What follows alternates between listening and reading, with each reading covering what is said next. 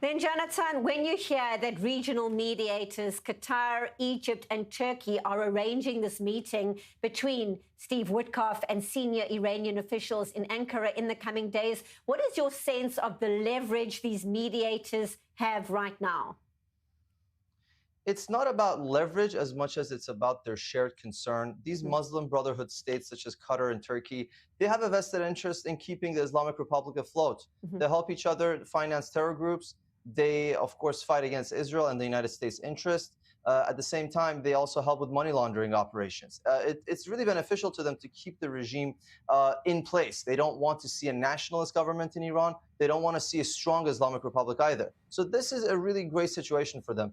Now, whether they have any leverage, that's debatable ultimately, because when we look at our allies in the region, it really comes down to which ones we have a shared interest in countering the Islamic Republic with.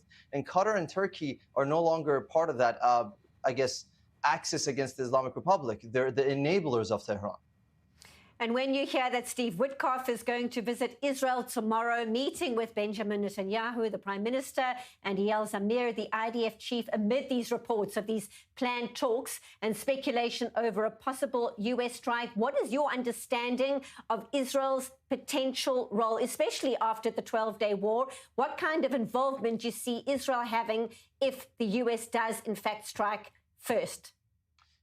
They've demonstrated significant capabilities not to just carry out operations from outside Iran, but actually executing some of these plots on Iranian soil. That is really unprecedented in recent years for any other external intelligence service to have this level of operation capacity inside Iranian soil.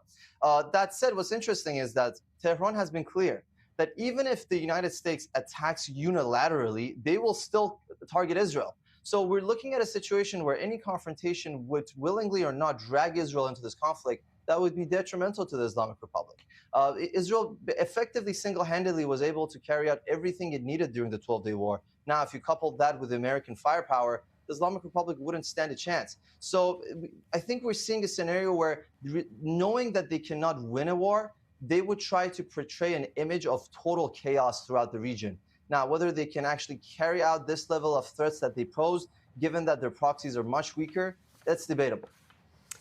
Well, you've certainly given us much to process, and the entire region is watching, the whole world is watching to see how it all unfolds. Janatan Sayeh, live from DC, thank you as always.